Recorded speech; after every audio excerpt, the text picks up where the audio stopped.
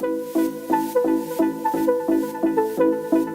background of us coming together was Matchem Genetics had set up a syndication company in Victoria, but the essence of what we do is genetic testing, and we felt that we didn't have a real identity in syndication, so we wanted to team up with a respected company, and we isolated Champion Thoroughbreds, who have a very good name in the industry, and we decided to align with them. And we have a very good relationship with Jason Abrahams, the proprietor of Champion.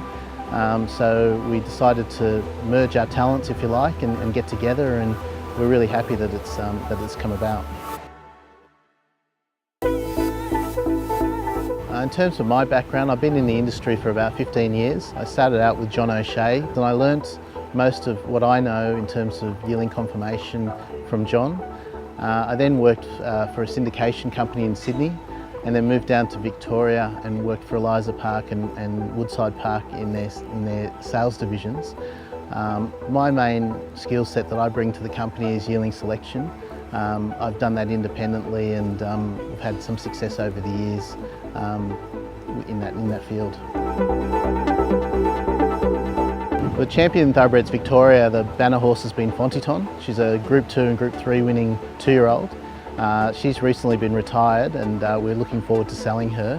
But we've only had a handful of runners, but we've also had a very promising filly by the name of Very Choosy, who's won 2 races, and another horse called Makatiti. But probably we're looking more forward to the horses that we purchased last year, who are coming through as 2-year-olds. So we've got a filly called Motown Lil, who was one of the favourites for the Blue Diamond Prelude. She's a filly that we've got a lot of time for. In terms of what we're looking for, we need a horse that has the basic framework in terms of the Matchem genetics testing. So it needs to have a good cardio, it needs to have good biomechanical and DNA scores. But then we've also independently got our own criteria for what we look for in yearlings. So they need to be very athletic, they need to be elite in every facet. Then of course they've got to meet the buying bench, so they have to be commercial and saleable to the market.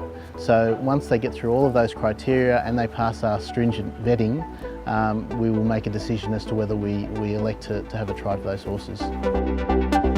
Here at Newmarket at the William Inglis Classic Sale, trying to find some yearlings have been quite difficult this year. It's been very competitive.